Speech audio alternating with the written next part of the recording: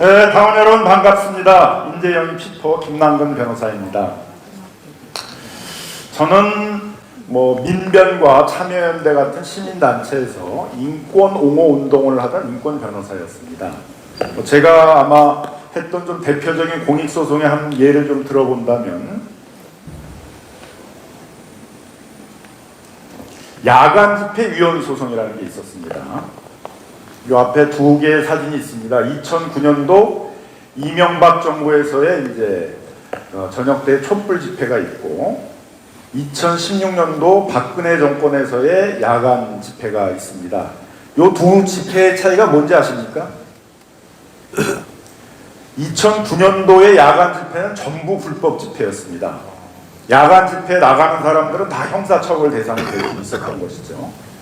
근데 어떤 생각을 해보게 되면 역사상 집회 시위라는 건 보통 직장을 마치고 학교를 마치고 저녁 때 나와서 집회 시위를 하는 거잖아요. 근데 우리나라에서는 그때까지 야간에 집회 시위라면 모두 형사처벌 대상이 되는 아주 이상한 집시법을 운영하고 있었습니다. 그래서 그때 이명박 정부 초기에 그 시민단체를 중심으로 해가지고 이명박 정부의 대미 불효 괴고를 비판하는 그런 촛불 집회가 열리고 있었는데 많은 시민운동가들과 거기에 참여했던 시민들, 대학생들, 직장인들이 형사처벌 대상이 됐었습니다. 그래서 저희가 그때 야간 집회 위헌 소송을 시작하게 되었는데요.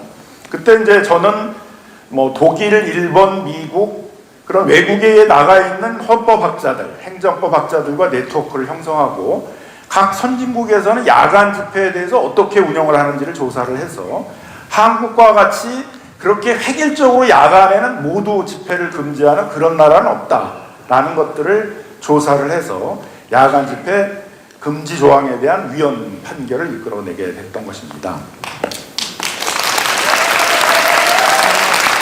요즘 주말 되면은 대전에 계신 분들도 서울에 올라오셔가지고 주말 저녁까지 야간 집회 참가하시는 분들 많잖아요, 그죠? 네. 불과 10년 전에는 다 형사처벌 대상이었습니다. 네. 근데 그 뒤에 헌법재판소에서 그러한 조항들은 헌법에 위반된다, 헌법 불합치 결정을 내리고 일부 위헌 결정을 내려서 지금은 다 합법적으로 열리게 될 수 있었습니다. 근데 그러면 이 소송만 가지고 세상을 바꿀 수 있을까? 그럼 또 의문이 들 수 있잖아요, 그죠? 이렇게 또 야간 집회 금지 위헌 소송 같은 것들이 세상을 바꾸는 좋은 계기가 되긴 하는데 그것만 가지고는 또 세상을 바꾸기는 어렵기 때문에 또 저희 시민단체들이 했던 중요한 운동 방식 중에 하나는 공익입법운동이라는 게 있었습니다. 대표적인 거로는 IMF 이후에 직장을 쫓겨나가지고 자영업자가 되신 분들이 많았는데 그 당시에는 상가 임차인들을 보호할 수 있는 법이 없어가지고 1년만 장사하다가 쫓겨나는 사람들이 엄청 많았어요. 그럼 1년이면은 거기에 지금 몇 억을 투자해가지고 장사를 하고 있는데 1년 만에 나가라 그러면 그런 분들은 다 파산하는 거 아니겠어요? 그런 일들이 1990년대 말이나 2000년대 초반에 아주 비일비재했습니다. 그래서 그때 저희가 외국에 있는 임대차법들을 조사를 해서 만들었던 법이 상가건물 임대차보호법이라는 것입니다. 2002년도에 만들어져서 부디 몇 차례 개정을 해서 지금 그래도 어느 정도는 상가 임차인들을 보호할 수 있는 법이 만들어져서 지금 상가 임차인들이 내쫓기고 분쟁이 격렬하고 옛날처럼 분신을 하겠다고 그러고 그런 일들은 지금 상가 임대차 분쟁에서 거의 찾아보기 어렵지 않습니까? 그런 공익입법들을 통해 가지고 문제를 해결했던 예라고 볼 수 있겠죠. 그 외에도 이자 제한법, 대부업법, 그 대기업의 갑질로부터 가맹점주, 대리점주들을 보호하기 위한 대리점법, 가맹점법 이런 법들이 있었습니다. 그래서 이런 입법운동을 하면서 여기 국회의원들도 좀 계십니다만 가끔 국회에 가서 국회의원들을 설득도 하고 또 법에 대해서 설명도 드리고 또 잘 호응을 안 해주시면 저희가 지적질도 좀 하고 그런 걸 좀 많이 했습니다. 그래서 국회의원들 중에서는 자꾸 지적질하러 온다고 그래가지고 또 마음이 흔치 않으셨던 분들도 있었을 것 같은데 이 자리를 빌려서 양해의 말씀을 구하도록 하겠습니다. 근데 이렇게를 하다 보는데 갑자기 윤석열 정부가 되니까 역사의 수레바퀴가 뒤로 굴러가고 있어요. 그동안 어렵게 우리 사회를 개혁하였고 우리 사회를 어렵게 진보시키고 우리 사회의 불평등과 양파를 줄이기 위해서 문재인 정부에 대해서 비판도 있고 하지만 그런 부분들을 충실하게 역사의 앞바퀴들을 이렇게 굴려가고 있었는데 윤석열 정부에 들어오니까 이제 이게 전부 뒤로 후퇴하기 시작하면서 우리 사회에서의 불평등 양극화, 민생의 어려움들이 극심화되고 있는 그런 상황들입니다. 하나씩 봐볼까요?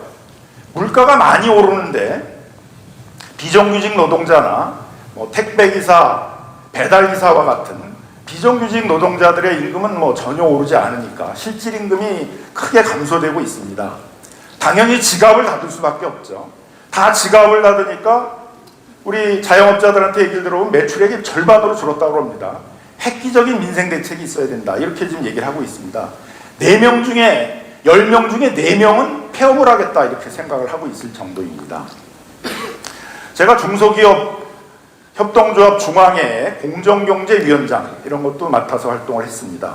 우리 중소기업들에게 물어보면 원자재 가격, 고환율, 그래서 그 비용, 소재 비용이나 재료 비용들은 많이 올랐는데 납품 대금은 전혀 조정을 해주지 않기 때문에 납품 거래를 하는 중소기업들은 다 영업적자로 바뀌었다고 합니다. 그럼 거기에 고용되어 있는 노동자는 어떻게 되겠습니까?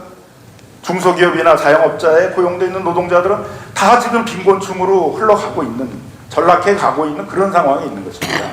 정말 지금 민생 경제는 위기 상황이다. 윤석열 정부가 이런 식으로 민생의 위기들 그대로 방치하면 5년 지나게 되면 우리 사회는 아마 극심하게 불평등과 양극화가 심해지고 그에 따른 정치적 갈등, 사회적 갈등이 아주 심각하게 될 것입니다.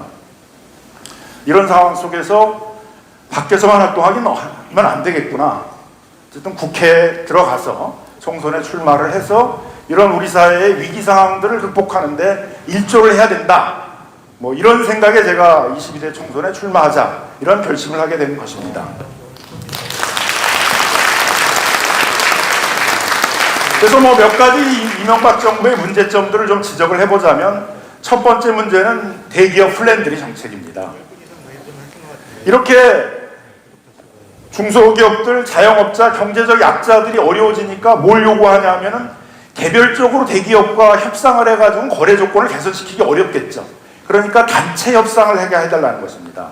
최근에 투썸플레이스, 할리스에 있는 가맹점주 단체들이 본사와 집단 협상을 해가지고 이 수수료 같은 불공정 문제들을 많이 해결했습니다. 택시 기사들이 카카오 플랫폼하고 집단 협상을 해가지고 가맹점 수수료를 반으로 줄였습니다. 이런 게 필요하다는 것이죠. 이 강제적 약자들이 단결을 해서 거래 조건을 개선하는 것들이 결국 우리 사회의 양극화와 불평등을 줄이고 거기에 고용되어 있는 중소기업 노동자, 자영업자에 고용되어 있는 그런 노동자들이 빈곤층으로 전락하게 하지 않는 그런 안전 장치가 된다는 것입니다. 그리고 중소기업 강국인 일본이나 독일 이런 나라들은 그런 안전장치를 다 두고 있다는 거죠. 근데 우리는 이런 안전장치를 요구하고 있는데 윤석열 정부는 자율규제, 그냥 이대로 두겠다 이런 얘기하고 똑같은 거죠. 이런 정책으로 나오니까 이 양극화는 훨씬 더 심각해지고 있는 그런 상황이 있는 것입니다. 또 대표적인 것들은 부자 감세입니다. 지금 작년 2023년도에 세수 결손이 59조였습니다. 올해는 그거보다 훨씬 더 많은 세수 결손이 발생한다고 합니다. 그럼 이걸 누군가가 세금을 걷어가지고 메꿔내야 되지 않겠습니까?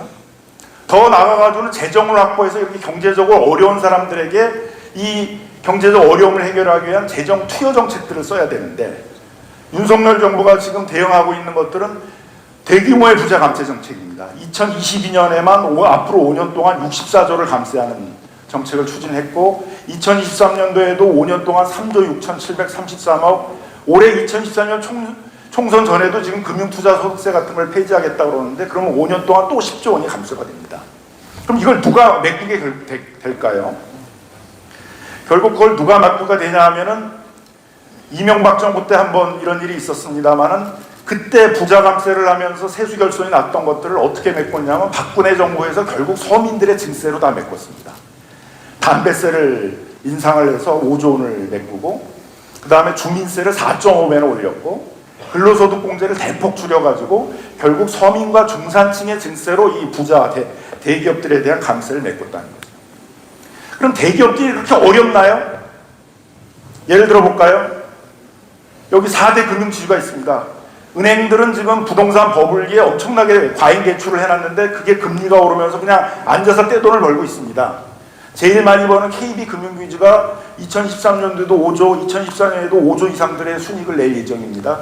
5조, 4조, 3조, 2조 다 합치면 16조, 17조 이렇게 엄청난 지금 이익을 얻고 있는데 여기서 세금을 안 걷으면 어디서 걷습니까? 그리고선 나중에 서민들에게 중산층들에게 세금 내라 그런다면 얼마나 이런 부정의한 정책이 어디 있겠습니까? 원재료가 오르니까 그걸 빌미 삼아가지고 정유회사들은 엄청나게 재료값을 올려가지고 2조, 3조 엄청난 순이익들을 올리고 있습니다. 여기서 세금을 안 걸으면 누가 세금을 내겠습니까? 이걸 나중에 서민들 보고 세금을 더 내라, 중산층들 보고 세금을 더 내라. 그럼 이런 부정의한 정책이 어디 있겠습니까? 이런 것들을 이제 막아야 된다는 것입니다. 그럼 세계적으로는 어떻게 하고 있을까요? 세계적으로는 다 법인세, 대기업들로부터 더 세금들을 걷어가지고 그걸 가지고 경제적 약자들을 지원하는 그런 정책들을 쓰고 있습니다. 프랑스 같은 경우에 예를 들면은 사회보장수당을 인상하고 저소득 노동자들에게 소득세들을 지원해주고, 독일이나 일본 같은 데도 보게 되면 자영업자들, 가게들에게 전기세, 에너지세 이런 것들을 보조해주고 이런 정책들을 쓰고 있습니다. 미국의 바이든 정부도 대대적으로 그 법인세 같은 것들을 늘려서 확보한 재정을 가지고 공공투자를 통해 가지고 경기를 부양시키려는 그런 노력들을 하고 있다는 것이죠. 우리도 지금 그런 재정 확대 정책들이 필요합니다. 내수 활성화를 위해서는 이재명 대표의 내수 활성화를 위한 대표적인 공약이 뭔지 아세요? 지역화폐입니다. 그럼 지역화폐 이런 것들을 자영업자들은 뭐 3배, 4배 늘려달라고 그러는데 어떻게 하고 있습니까? 다 삭감해버렸죠. 윤석열 정부. 겨우 3천억 살려놓은 그런 상태에 있습니다. 공공임대 예산, 부동산 경기 어렵다 그러잖아요. 민간들이 전부 건설 사업들을 하지 않으려고 그래요. 이럴 때는 공공이 나서서 건설 사업을 벌려줘가지고 중소건설회사에게 일감을 마련해줘야 됩니다. 공공임대, 공공분양주택 이런 것들을 많이 하는 것들이 대부분의 국가들이 쓰고 있는 정책들인데 2023년 예산에서 공공임대 예산을 5조 7천억이나 삭감을 했습니다. 국공립이 어린이집 예산을 19.3%나 감축했습니다. 공공노인 모양시설도 19.3%나 감액을 했습니다.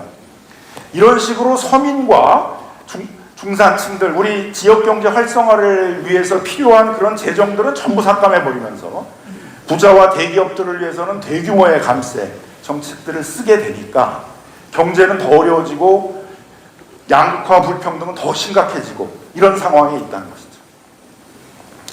그래서 이럴 때는 뭘 해야 되냐 하면은 경제적 약자들과 단결해서 우리 사회를 개혁해 나가는 작업을 해야 됩니다.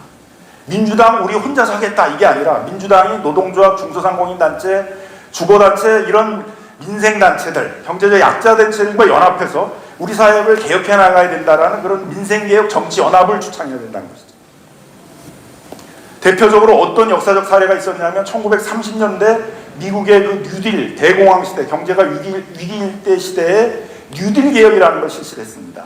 그 뉴딜 개혁을 경제 개혁이라고만 생각하고 있는데 그때 뉴딜 개혁을 주창했던 미국의 민주당은 뭐라고 그랬냐 하면은 뉴딜 정치연합이라는 표현을 썼습니다. 여기 있는 루스벨트 대통령, 우리 따르면 이재명 대표죠. 이재명 대표님이 곡괭이를 들고 있는 노동자, 여기 폴 같은 맨이라고 했습니다. 잊혀진 사람이라는 표현을 썼는데 우리로 따르면 경제적 약자죠. 이분과 손을 잡는 것들이 선거의 캐치프레이즈였습니다. 우리한테 필요한 건 이런 것입니다. 민주당이 노동조합, 중소상공인단체, 주거단체 이런 민상단체들과 손을 잡고 우리 사회에서의 불평등과 양극화를 줄이기 위해서 같이 연합해서 우리 사회를 개혁해간다. 같이 우리 정치를 개혁해간다라는 그런 정치연합을 하겠다라고 주창을 하는 것들이 우리가 나가야 할 길이고, 제가 이번 22대 총선에 출마하는 것들은 이렇게 민주당에 들어와서 경제적 약자들 단체들과 힘을 합쳐가지고 우리 사회의 경제개혁, 사회개혁, 정치개혁을 하고자 하기 위해서 출마를 한 것입니다. 네, 감사합니다.